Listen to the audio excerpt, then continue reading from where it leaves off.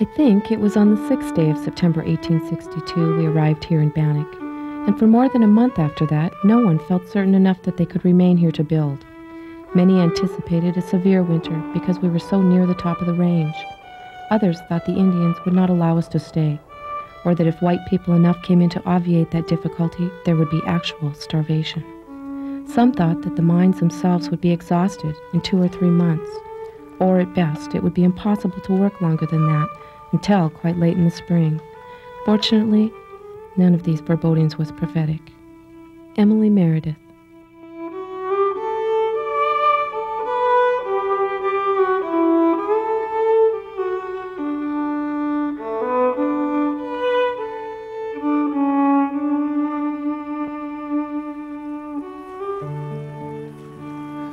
The allure of gold and adventure brought people to this area of southwestern Montana beginning in the year 1862.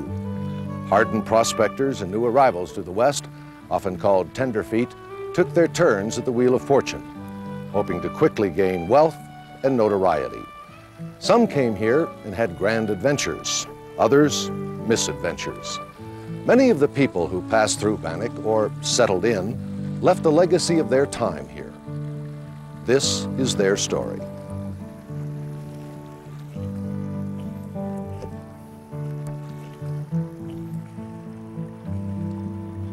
Gold was first discovered in the gravels of Grasshopper Creek in July of 1862 by John White and a small party of gold prospectors who were headed for the gold camps at Salmon City. By September, 2 more rich claims were recorded along the banks of the creek. When news of the gold strike spread throughout the gold fields of the West, hundreds of seasoned miners and prospectors poured into the little valley.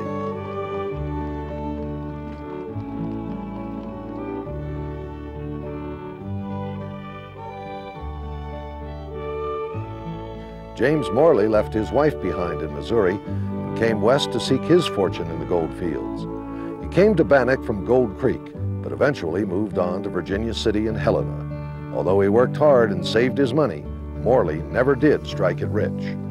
Edwin Purple left the gold fields of California in 1862 with a small band of miners headed north after rumors of new discoveries. Mining first at Deer Lodge in Gold Creek, he moved on to the Grasshopper Creek diggings where he mined through 1863 before returning to New York. Meanwhile, in the States, the Civil War raged between North and South. In 1862, Union and Confederate forces waged bloody battles in Virginia, at the Second Battle of Bull Run, Antietam, and at Fredericksburg. North, along the fringes of the western frontier, the people of the new state of Minnesota enthusiastically recruited volunteers for the Union forces. On August 18, 1862, a band of Sioux killed a group of Union recruiters who were traveling from town to town to enlist more men. This marauding band of Sioux, upset with broken promises and disregarded treaties, began a series of violent raids throughout southern Minnesota known as the Sioux Uprising. When the news of the gold strikes in the Northwest Territories reached the east, Union and Confederate Army veterans and deserters headed west.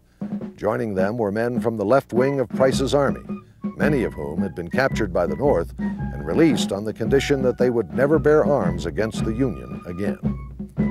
Minnesotans on the Fisk expedition, charting an overland trail from St. Paul to Fort Benton, split from the party to stake their claims at Grasshopper Creek. The Minnesotans settled on the south side of the creek in an area of Bannack they called Yankee Flats.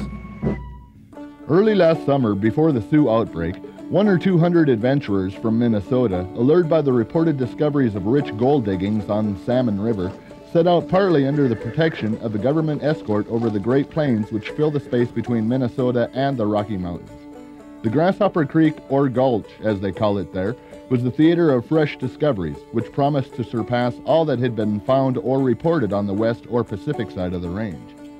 So our gold hunters concluded not to go on to Salmon River, but to settle down here on Grasshopper Creek, to dig and get rich, and help to build up a town here, which after the name of some Indians in the vicinity, they christened Bannack or Bannack City.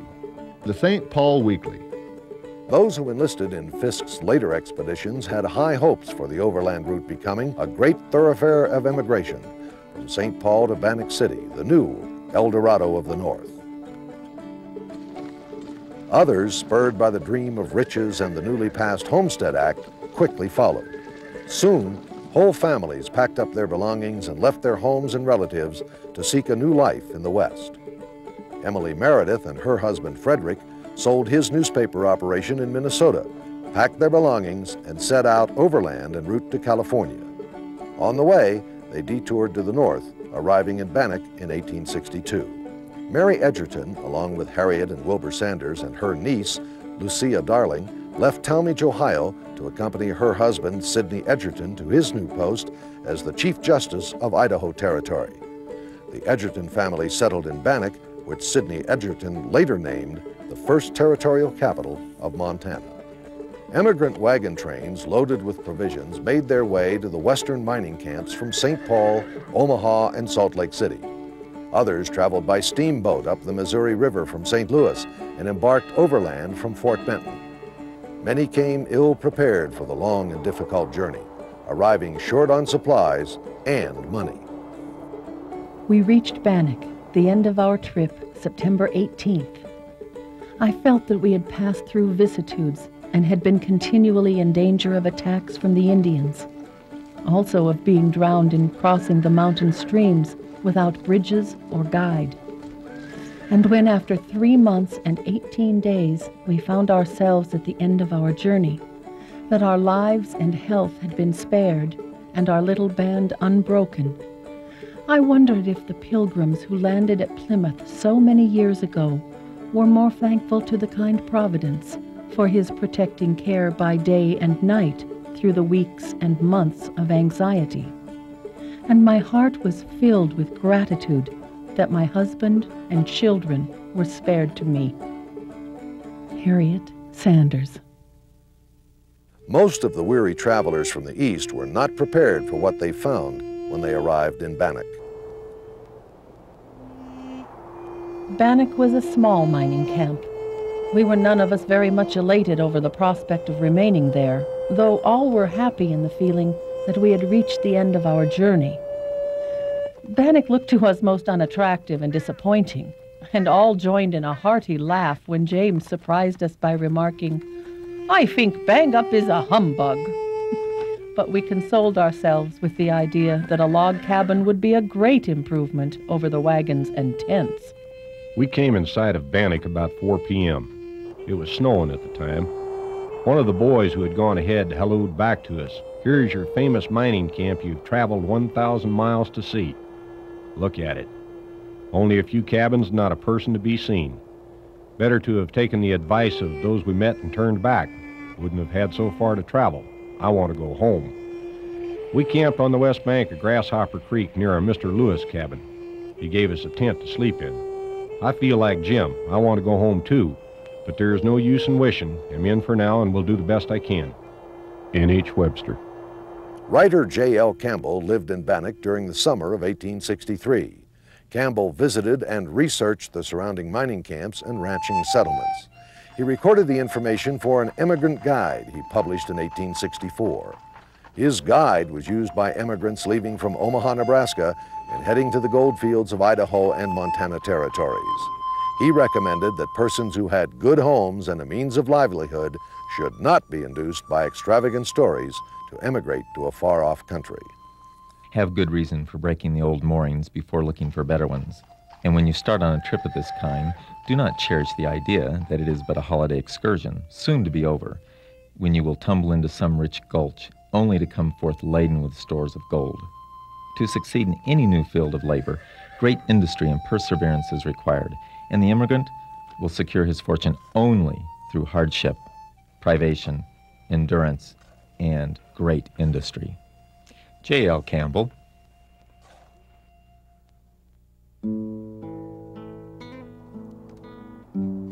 Those arriving in Bannack in the fall of 1862 made do with living in shanties, tents, and caves. Some who arrived too late in the season had no better shelter from the winter weather than the wagons they came in. When the miners realized that the gold would hold out at least for the winter, they began building more permanent structures and cabins. The cabins were crude, often nothing more than a one-room structure of roughly hewn logs with a dirt floor and roof.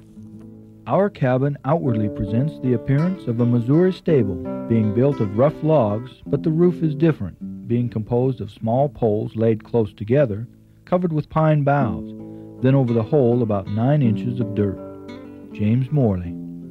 These cabins provided little protection from the weather. Wind seeped through the cracks. Water and mud dripped from the dirt roofs above when it rained or snowed. Even the heat from a wood stove couldn't keep the temperature inside above freezing. We had extremely cold weather here the week before last.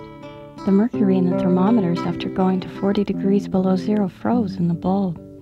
I was so afraid that the children would freeze their noses or ears in the night that I got up a number of times to see that their heads were covered. The bedclothes would be frozen stiff from their breath, but we did not one of us take a cold.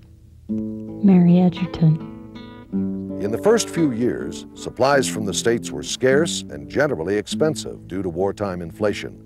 Commodities such as flour, fresh vegetables, fruits, milk, and butter were difficult to acquire, and suppliers could demand high prices. The people of Bannack often had to do without.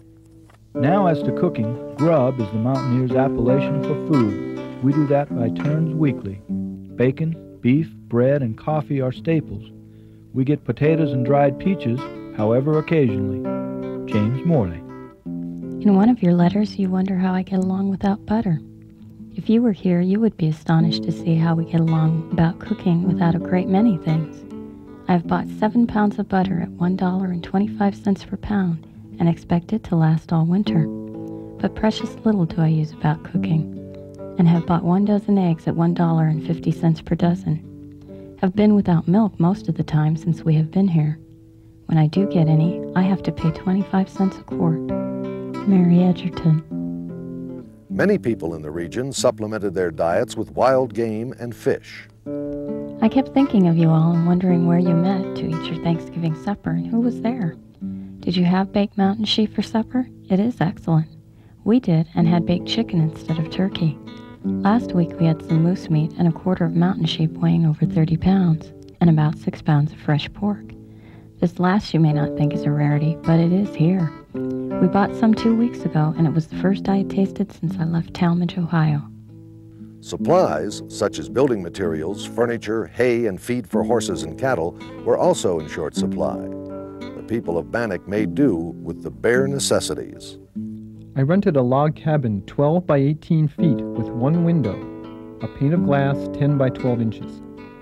A store box was table, cupboard, and study desk, and small boxes were chairs and conveniences for storing.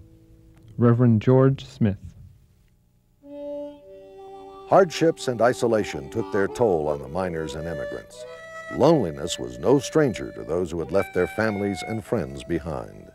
Remington played on his guitar during the evening. I lay on the floor in a blanket. The moon cast a clear, soft light over the cabin and in the open doorway, provoking thought and reflection. The music was sad, and I grew very, very blue and homesick. It became so natural to think of friends and all I so much loved, all lost and far away. I have no one to love and none to caress. As I write this today, I cannot help the tears starting. I feel so much alone.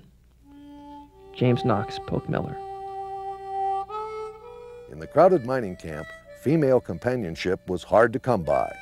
An 1863 Minnesota newspaper account of the mine noted that ladies were scarce in Idaho, and many young men would set up households could they get a wife to grace it. Miss Matilda Dalton, a charming brunette, was nicknamed Desdemonia, and a select few whom she permitted to worship at the shrine of her beauty familiarly called her Des. She was a tall, magnificently formed woman. One of the boys said he thought all she ate went down into her feet, they were so large. But he was a fellow that had received his walking papers from her and couldn't call her Des anymore.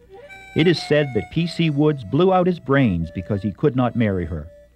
Edwin Purple. Some men had better luck than others in finding a wife. Henry Pond married Athelia Romaine just 9 days after he penned this poem to her. Is it wrong for me to love you? Oh, what were existence worth, bereft of all of heaven that still lingers upon the earth? Friendship smiles like beams of sunlight, shed a gladdening o'er my heart. but my soul still longed for something more than friendship can impart. The words on paper were a link to loved ones so far away. To close a letter seems like another parting. I want you all to remember us and how much good a letter will do for us in our exile from friends and religious privileges, and I might almost say from civilization. Emily Meredith. While loneliness haunted the men and women in the Western mining camps, frustration ate at those eluded by the phantom fortune. The best claims had been staked long before the hordes of gold seekers crowded in. Some moved on to other strikes or began to work as day labor on the richer claims. Many turned for home, empty-handed and defeated. Yet some persevered, despite the hardships and the setbacks. We reached Bannack tired and hungry about 8 p.m. Here I will stop for the winter. Tonight I leave off keeping a journal. I'm tired of it. It don't amount to much. Perhaps the remembrance of these times hereafter may be pleasant. I hope so. It hasn't been any pleasure trip to me, and the future looks dark, but I will hope for the best if I die in despair. I have come to a stopping place. N.H. Webster.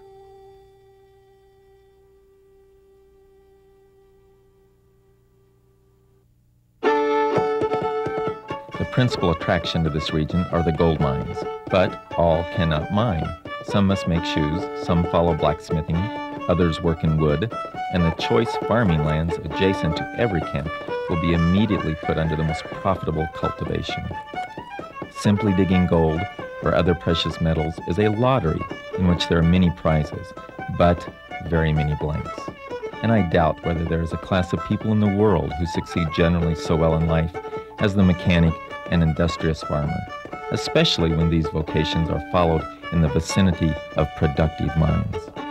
J.L. Campbell.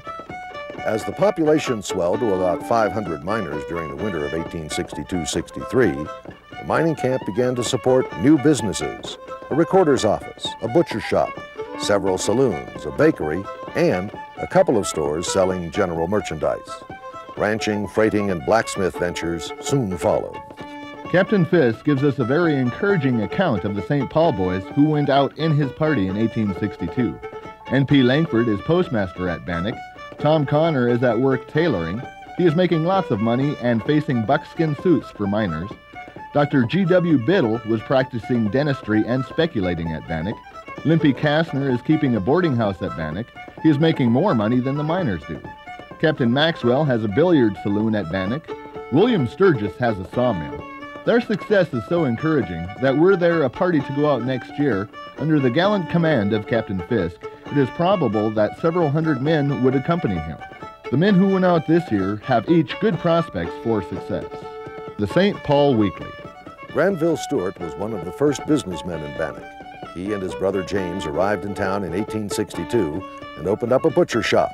Another entrepreneur was N.H. Webster, a fellow who came to Bannack from Minnesota. Turning down a job offer to tend bar in a local saloon, Webster found he could earn a decent living during the winter months by making gloves and mittens for the miners. Have been over in town. It looks to me as if it was all saloons, and in fact most of the places are. Was offered $250 per month by a Mr. Duran to tend bar for him in a billiard hall, board and wash and free, but do not want to sell whiskey, only as a last resort to keep from starving. There may be money in it, but I don't like the business and the associations connected with it. Emily Meredith's husband bought a ranch a few miles outside of Bannack, but soon moved the operation to Gallatin Valley. This probably suited Mrs. Meredith, who, being well-educated and quite religious, did not care for what she considered the lawless and infidel characters of Bannack. Lucia Darling, Sidney Edgerton's niece, started a school for the children of Bannack. Her classes, at first held in the Edgerton home, began in the fall of 1863. Classes were discontinued when winter settled in, but started up again in the spring. By the spring of 1863, the Bannack Mining District had a population of nearly 3,000 and included the newly established communities of Marysville, New Jerusalem, and Centerville. The rapidly growing population was increasingly dependent on better supply, mail, and transportation routes being established. John Bozeman and John Jacobs left Bannack in the winter of 1862-1863 and mapped out a convenient route for eastern emigrants traveling from the Platte River in Wyoming to the gold fields. The Bozeman Trail and nearby Bridger Road made transportation and postal service from the east more efficient. By the mid-1860s, freighters were running regularly to the region, so a variety of supplies were available to the townsfolk at less than ever before. Commodities such as meat, butter, canned and dried fruits, which had been scarce a few years earlier, were now well stocked in the stores of Bannack. The prosperity of Bannack changed when 6 prospectors discovered gold at Alder Gulch, 70 miles east of Bannack, in May of 1863.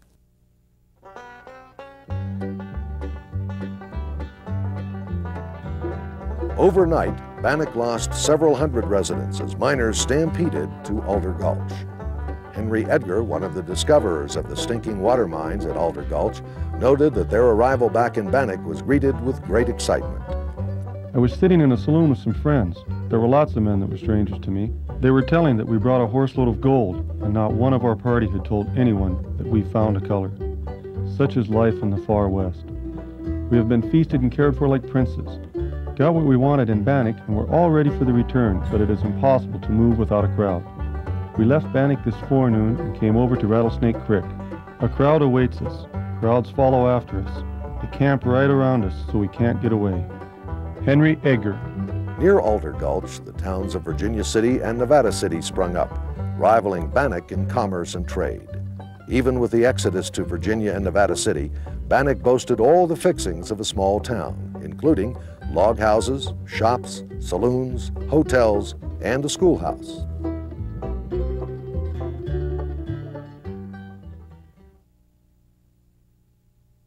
There were 2 good fiddlers in camp, Buzz Caven and Lou P. Smith. We had a number of fine balls attended by all the respectable people and enjoyed by young and old alike. These dances were very orderly. No man that was drinking was allowed in the hall. Tickets were $5 in gold, and there was no supper served. Granville Stewart. Freemasonry was another welcome social outlet. In the fall of 1862, a man named William H. Bell died, and before his passing asked to be buried with Masonic honors. To the surprise of N.P. Langford, who directed the funeral service, over 70 other Masons attended the first funeral held in Bannack. The funeral ceremonies the next day were conducted by myself. A large congregation had assembled. With clasped hands and uncovered heads, they reverently listened to the solemn language which in that far-off land committed one of their number to his Mother Earth. While farther away and encircling them stood a curious multitude, whose eager gaze betrayed that they there for the first time beheld a Masonic burial ceremony. How strange it seemed to see this large assemblage, all armed with revolvers and bowie knives, standing silently, respectfully, around the grave of a stranger. Their very features distorted by the lines which their hardened lives had planted, now saddened by a momentary fleeting thought of the grave and immortality. The ceremonies were conducted to a peaceful conclusion, and the assembly quietly dispersed. But from this time onward, the Masons met often for counsel. N.P. Langford. The Union League, another fraternal organization, also began to organize. Stores and saloons became the central social gathering places of the early miners in Montana's gold camps and towns. The miners cleaned up on Saturdays, and on Sundays they came to town to purchase their week's supplies, and in many instances returned to work Monday morning without $1, to labor another week, and spend Sunday in town with the same result. Many without a relative and no home other than a cheerless cabin to pass the weary hours intervening between Saturday night and Monday morning.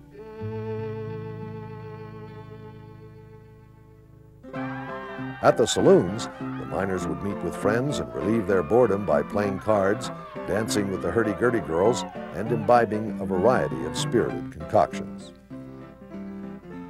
Saloons are found to be in amazing numbers, and the villainous compounds there sold under the generic names of whiskey are more familiarly distinguished by the cognomens of Tanglefoot, 40-rod, lightning, tarantula juice, etc. Terms only too truly describing their acknowledged qualities. Professor Thomas Dimsdale.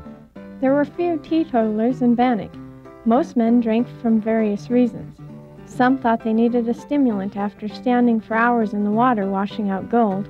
Others courted forgetfulness, wished to view their surroundings in a more roseate light. and there was ample need of it. They craved diversion, or liked to be sociable. Martha Edgerton Plassman.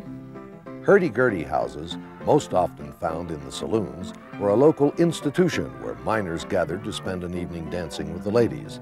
As Thomas Dimsdale noted, hurdy-gurdy houses were a shadowy and dangerous substitute for more legitimate female association, in a place where men outnumbered women by 10 to 1. The typical hurdy-gurdy house was a large room with a bar at one end where miners could buy drinks for 25 cents and a bottle of champagne for $12 in gold. Even some of the women who came to Bannack fell prey to the lure of men, money, and hard living.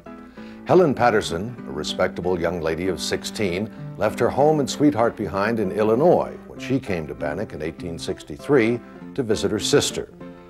As the story goes, the inexperienced girl enjoyed the attention lavished upon her by so many admiring men in the mining camp. She soon changed her name to Nellie Paget and became a noted dancer in a Bannack hurdy-gurdy house. In 1864, the young star of Bannack was shot dead by a former lover while she danced with another man.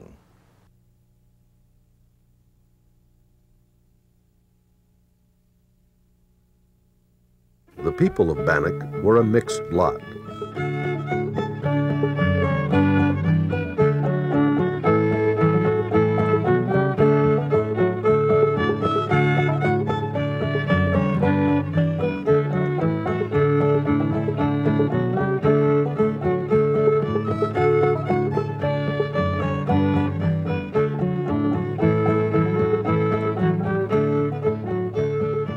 Grasshopper Creek was crowded with experienced miners from the goldfields of the West and newcomers from the East. Among the miners, long-standing rivalries were apparent. Californians scoffed at the lousy Pikes Peakers and the Webfoot Oregonians. Newcomers from the East, dubbed Tenderfeet, were plagued by teasing comments from the seasoned miners. It was hard prospecting in those days.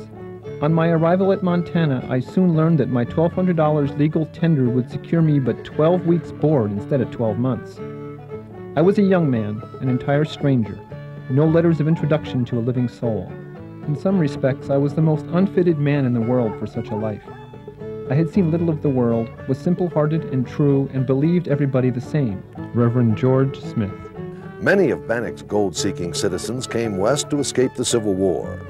Others were veterans of the war who came west after their military service had ended. People from the north lived in one side of the creek, and the people from the south lived on the other side of the creek, because of course the Civil War was going on in 1862 to 1865 at the height of Bannack's activity. And the people in the north who lived across the creek called their place Yankee Flats. And the Southerners lived where the main town is today. And boy, they brought their Civil War politics with them when they came out here in the first years when they settled in Bannack. The assassination of Abraham Lincoln on April 15, 1865, reached Bannack by April 22, 1865, quicker than had any other news from the States. The truth of the adage, ill news flies fast, had ample proof at the time of President Lincoln's assassination. Intelligence of this reached Montana with unprecedented speed, causing intense sorrow to the northern adherents, and corresponding joy to the southern. Martha Edgerton Plassman. As more people flooded into Bannack, the divisions between Northerners and Southerners became more vague, although references to Southern sympathizers as Copperheads, rebels, and secessionists continued for some time. Among the crowd lured by the gold and prospects at Bannack is a list of names that reads like a who's who in the establishment of the state of Montana. Granville Stewart became a legislator and U.S. diplomat. Conrad Coors became a cattle baron with large holdings in Montana. James Fergus, a cattleman and territorial legislator, was instrumental in establishing Yellowstone National Park. Colonel Walter de Lacy was a noted civil engineer and surveyor in the western states. Samuel Hauser became a banker and later the territorial governor of Montana. N.P. Langford gained renown as a writer and the first superintendent of Yellowstone National Park. William Clark was one of Montana's copper kings and a U.S. Senator. Early Bannack residents John M. Jacobs and John Bozeman were famed for establishing the Bozeman Trail, an emigrant route leading west to the mining camps of Montana. Among Bannack's more colorful characters were Slippery Joe, a local bummer in early Bannack, Buzz Caven, a noted fiddle player in the territory, Con Oram, a local blacksmith and heavyweight boxing champion, and Man-Eating Phil, one of Bannack's first residents, who supposedly came to town carrying the leg of a man that he'd been eating to survive.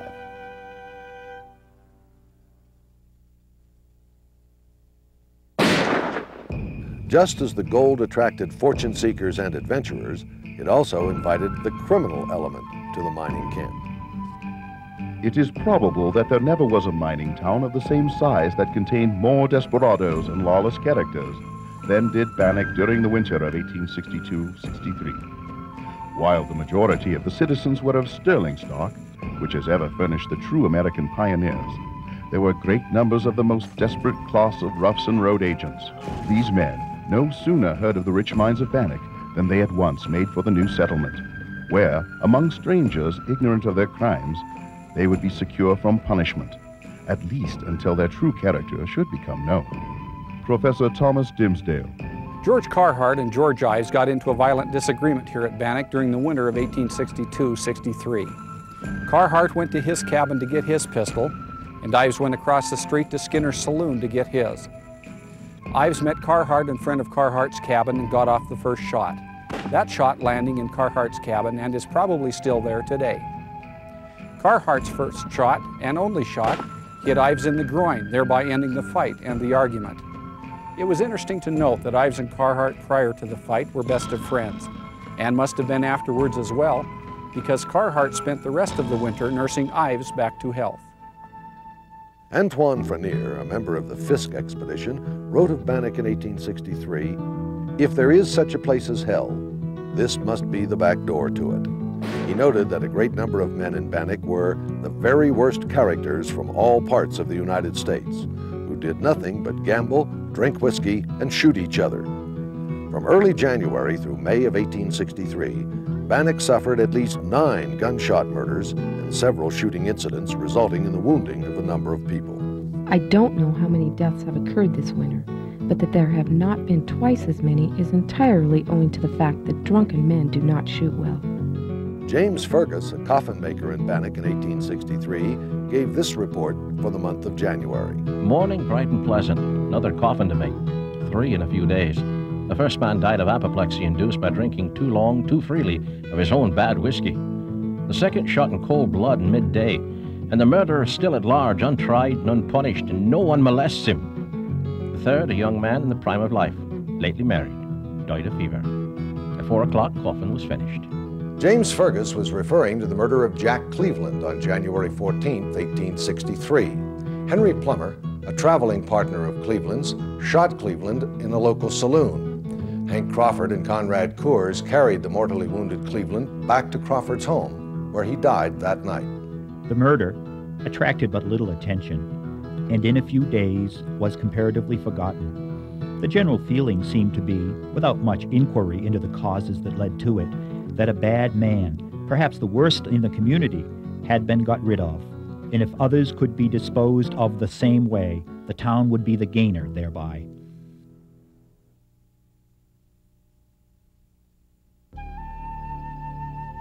About the time that Plummer killed Cleveland, 3 men attacked the peaceful Shoshone and Bannack camp near Yankee Flats. On the night of January 20th, 1863, William Moore, Charles Reeves, and William Mitchell killed 3 Indians and a Frenchman, and seriously wounded a number of others. Visited the Indian lodges in the morning, but the only tenant was a dead Indian, an old man. The whole camp have left during the night. 6 of the squaws returned while I was there, one of whose child was killed, and set up a piteous wailing.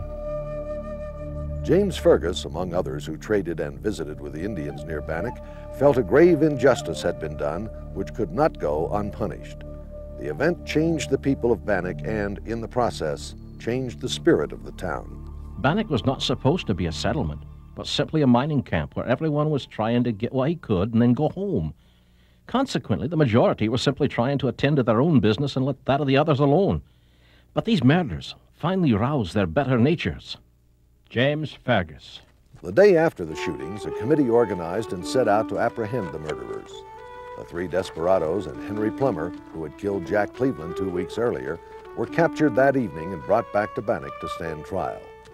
In what is known as the Yankee Flats trial, William Mitchell was convicted of reckless conduct and banished from town. Mitchell was killed 2 months later by Indians near the Salmon River in Idaho. The jury found Charlie Reeves and William Moore guilty of manslaughter in the first degree. Their sentence was banishment, punishable by death if found within 600 miles of Bannack. 2 months later, a local miners' court overruled the jury's sentencing of Reeves and Moore and allowed them to remain in Bannack. Henry Plummer was exonerated of the murder of Jack Cleveland because Cleveland had threatened Plummer at the time of the shooting. During the time of the Yankee Flats trials, the town appointed Hank Crawford as sheriff. This caused some concern to Henry Plummer, who worried that Jack Cleveland had told Crawford of Plummer's involvement with criminal activities. Local lore has it that Plummer and his associates tried several times to ambush Sheriff Crawford. The final meeting between Crawford and Plummer ended with Crawford shooting Plummer in the arm in early March of 1863. Crawford left the territory soon thereafter. Another shooting scrape uptown last night in which Carhart was killed and one man had his ankle badly shattered and another his leg. Carhart buried this evening, all of which causes but little, if any, excitement. All going on as usual.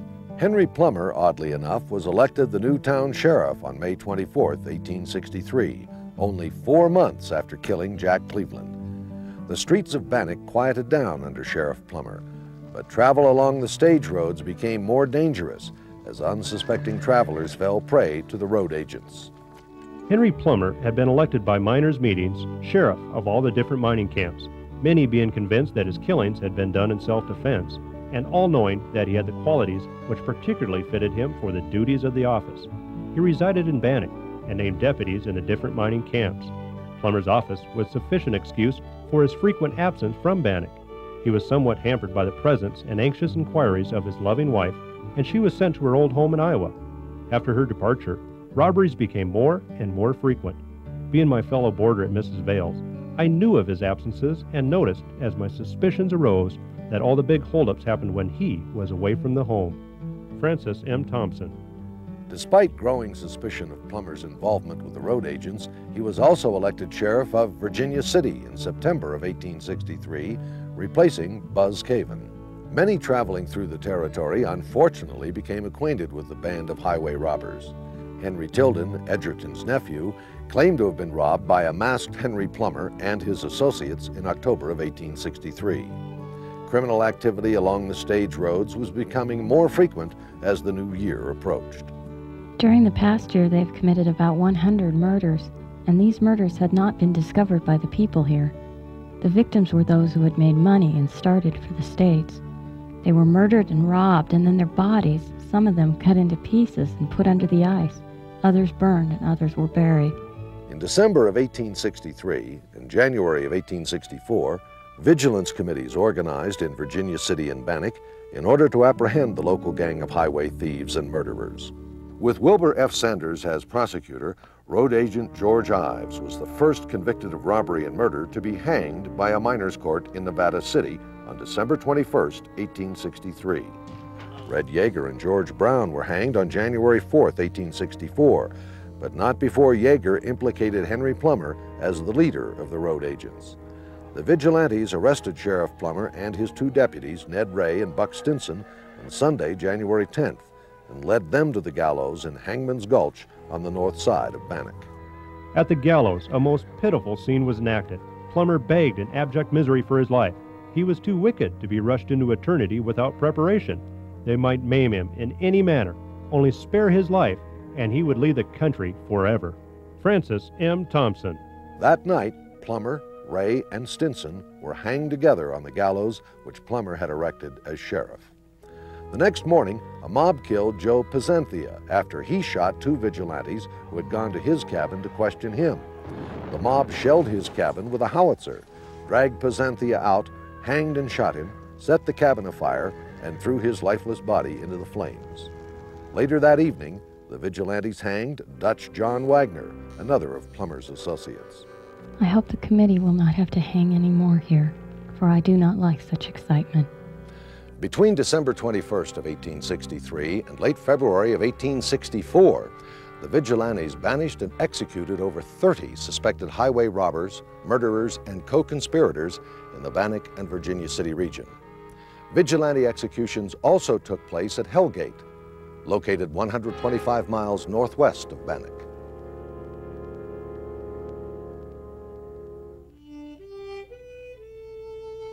Since the summary proceedings of the Vigilance Committee, order and quiet prevail throughout the country, and one feels as safe, if not safer, than in the States. The miners are a well-disposed class and are all intent on getting their fortunes. Goods and provisions are beginning to arrive in wholesale quantities, so that the market is becoming well-stocked and prices greatly reduced.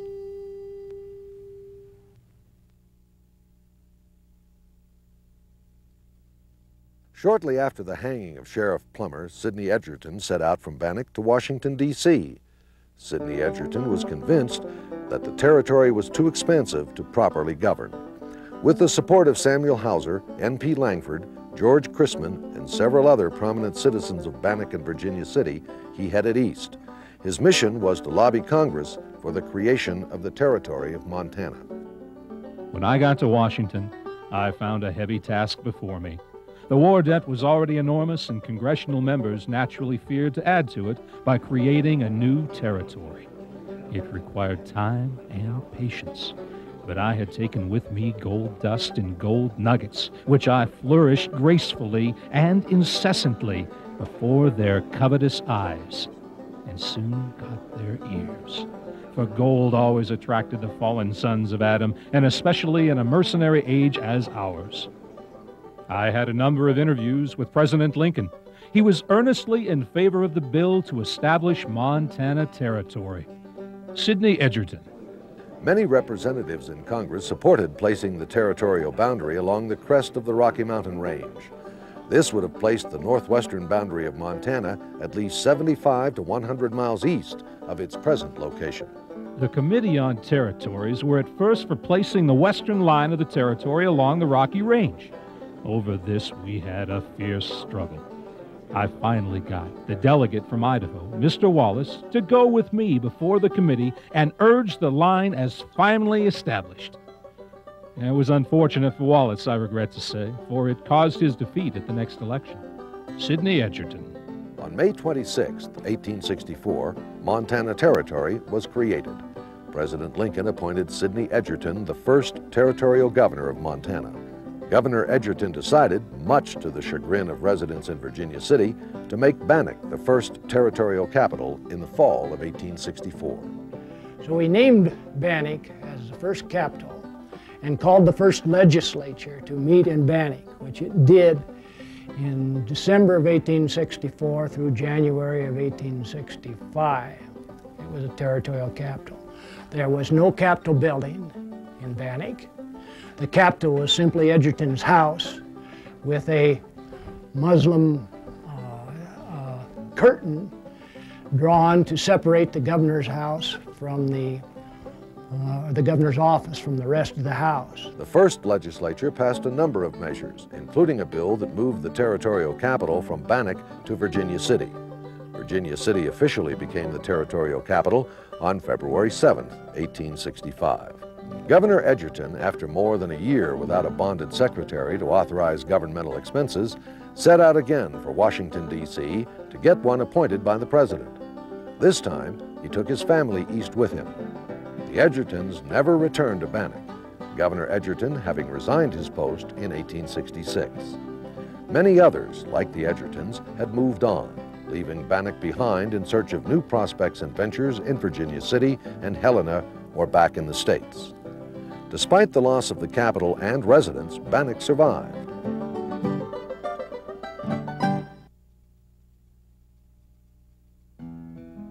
A small, viable population of miners, ranchers, and townsfolk, taking great pride in their community, continued their efforts to secure a living and build up the town.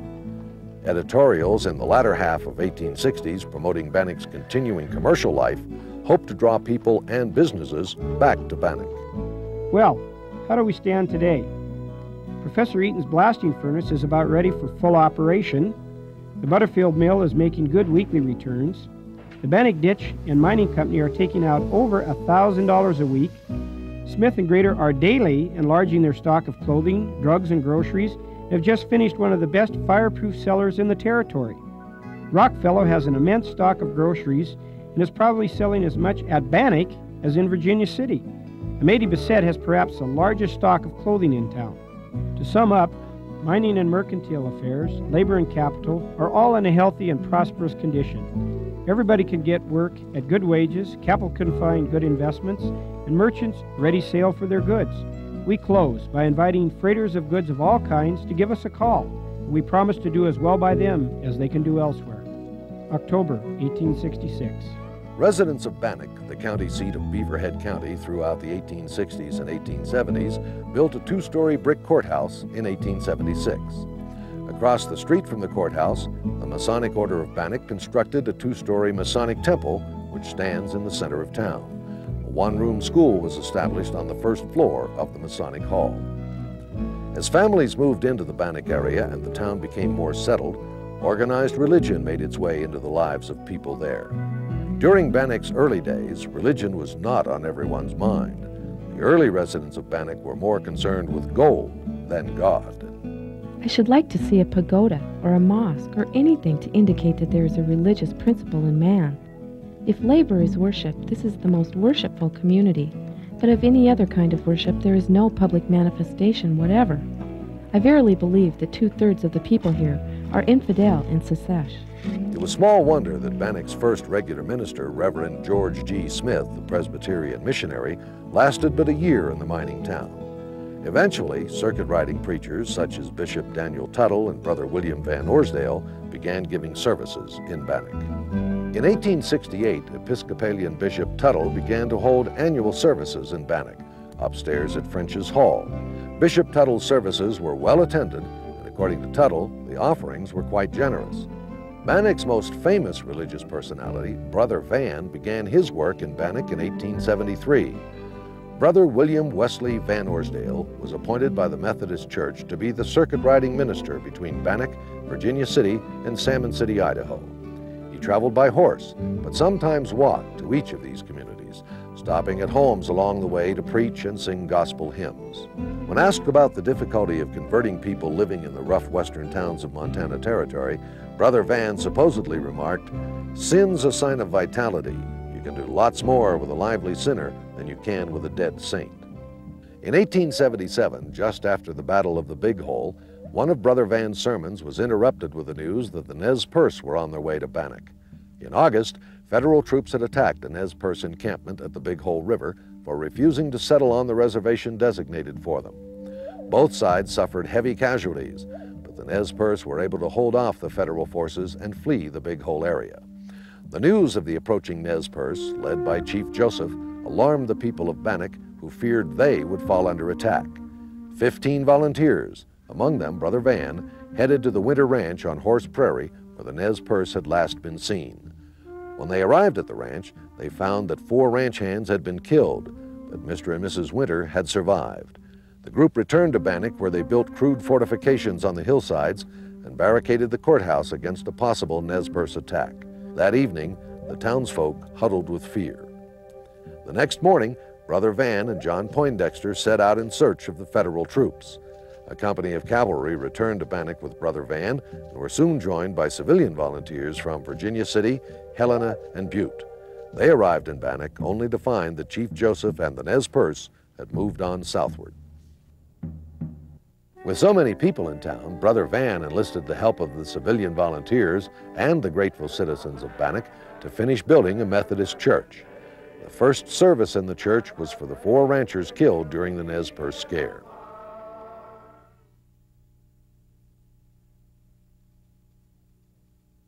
Agriculture and stock raising soon displaced mining as the primary industry in Beaverhead County. The small towns along Grasshopper Creek, such as Marysville and New Jerusalem, that sprung up during the gold rush to Bannack, were abandoned. Cokesville, or the Chinese diggings on Grasshopper Creek, had been abandoned since the early part of the 1880s. The Utah Northern Railroad bypassed Bannack in 1881, opting for Dillon instead. Dillon, 24 miles east of Bannack, became the commercial and transport center of the county, and its population boomed. In 1881, the territorial legislature, then located in Helena, passed an act calling for a special election in Beaverhead County to move the county seat from Bannack to Dillon. After mudslinging back and forth between the two towns, Dillon as a fly-by-night and Bannack as a has-been community, the issue was put to vote on May 2, 1881, and Bannack lost its county seat to Dillon. After the county seat moved to Dillon, the courthouse in Bannack was converted into the Meade Hotel. By the early 1890s, Bannack, Montana had become a quiet community of about 400 people. Hope for the revitalization of Bannack was kindled with the introduction of dredging. The first electric dredge in the United States, the Fielding L. Graves, was constructed at Bannack. The dredge was a large floating ship that scoured the creek bed, churning up tons of gravel from which large quantities of gold were recovered.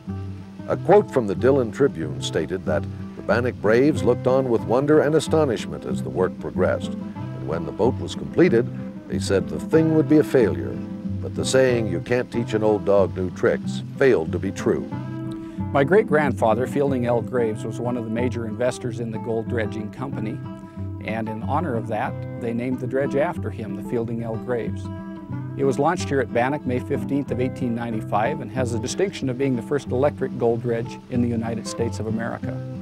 Soon after the F.L. Graves began operating, 4 other dredge boats were put in along Grasshopper Creek.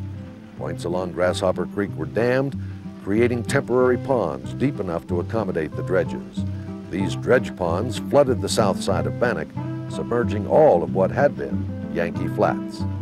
The dredges operated profitably until the creek bed was exhausted of gold. By 1902, after working a 5-mile stretch of Grasshopper Creek, all 5 dredges had abandoned operations. Several companies undertook hard rock or underground mining at Bannack between 1890 and 1936. In 1917, the Bannack Gold Mining Company built a 200-ton cyanide mill upon the site of the Golden Leaf Stamp Mill, which was located less than a mile downstream from Bannack. It closed down after 2 months and reopened in 1931. The mill changed ownership at least 3 times before closing in the 1940s.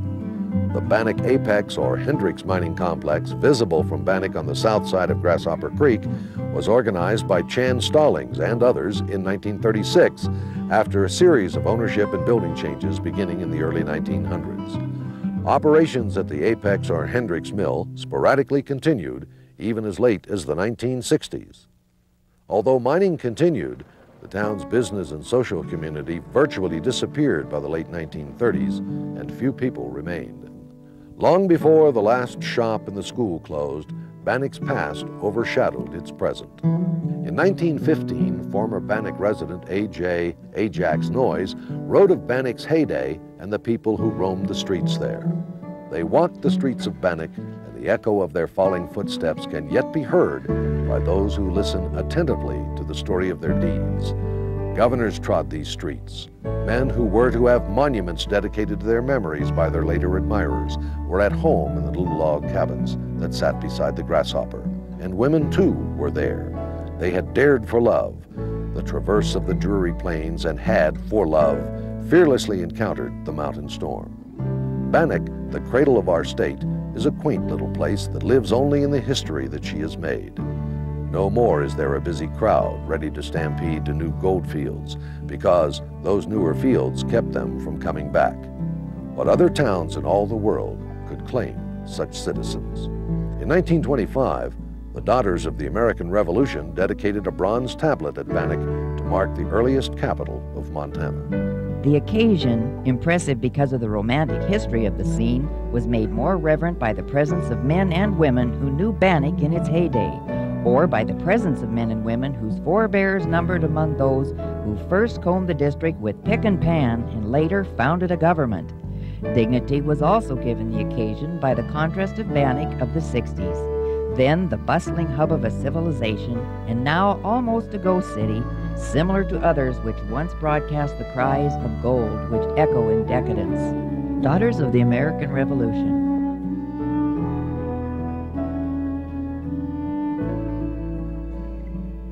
Although never totally deserted, Bannack was essentially a ghost town when many of the buildings were sold at a sheriff's auction in 1954. Chan Stallings, with a high bid of $1,400, outbid the Beaverhead County Museum Association for more than 20 old buildings at Bannack. He then sold the church, school, Mead Hotel, and several other buildings to the Museum Association, keeping several properties to himself, including the State House, which was his home. The Beaverhead County Museum Association subsequently donated the buildings it had purchased to the state of Montana. Bannack was dedicated as a Montana State Park on August 15, 1954. The park, following a policy of arrested decay, has preserved and stabilized the buildings at Bannack. Arrested decay preserves the existing structures from further decay without sacrificing the evident fact that the town, as part of its history, was once abandoned.